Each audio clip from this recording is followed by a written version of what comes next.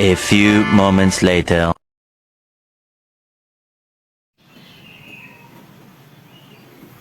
Assalamualaikum warahmatullahi wabarakatuh. Kepada yang terhormat Bapak Dosen Bapak M. Syarif Kholili MPDI selaku dosen pengampu mata kuliah Etika Politik Pendidikan. Saya Wahyu Istiqomah dari Prodi Pendidikan Agama Islam.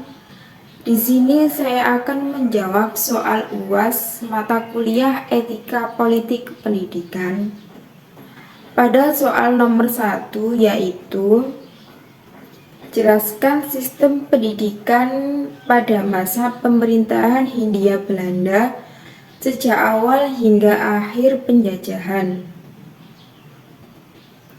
Pada masa pemerintahan Hindia Belanda, sistem pendidikan diatur untuk memenuhi kepentingan kolonial.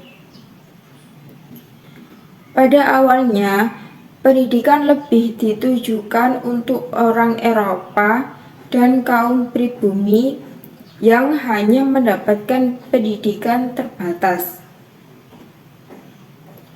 Sekolah-sekolah Eropa dan sekolah dasar Belanda didirikan untuk mendidik anak-anak pejabat kolonial.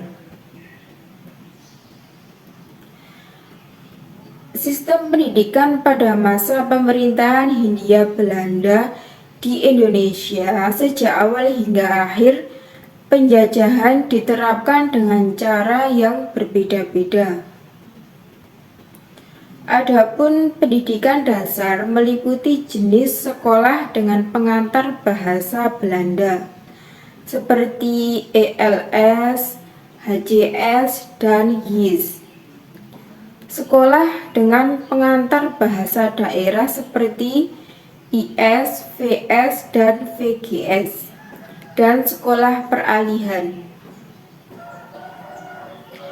Pendidikan lanjutan meliputi pendidikan umum seperti MULO, HBS, dan AMS, dan pendidikan kejuruan.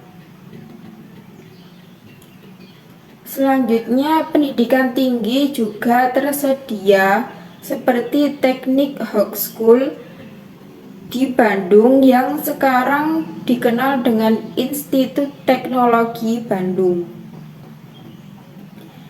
Pada awal abad ke-19, setelah bangsa Belanda menguasai Hindia Belanda, pendidikan mulai diperhatikan sehingga banyak sekolah-sekolah didirikan untuk anak-anak Eropa.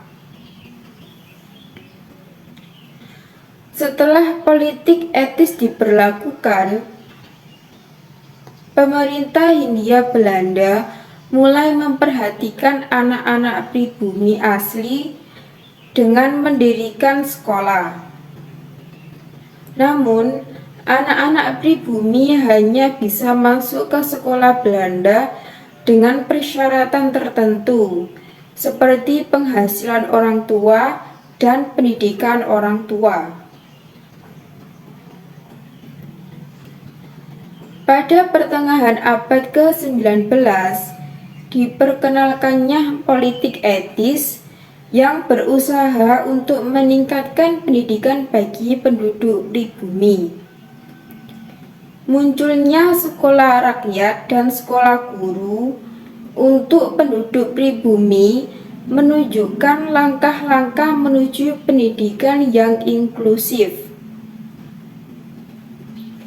Namun, akses pendidikan masih terbatas dan terjadi segregasi antara sekolah untuk Eropa dan pribumi. Hingga akhir penjajahan, pendidikan tetap menjadi alat kontrol kolonial dengan kurikulum yang mendukung kepentingan Hindia Belanda. Pendidikan tinggi lebih terbuka untuk kaum Eropa, sementara penduduk pribumi masih dihadapkan pada keterbatasan akses dan peluang. Overall, Sistem pendidikan pada masa itu mencerminkan hierarki sosial yang dibangun oleh pemerintah kolonial. Demikian yang dapat saya sampaikan, kurang lebihnya mohon maaf. Saya akhiri, wassalamualaikum warahmatullahi wabarakatuh.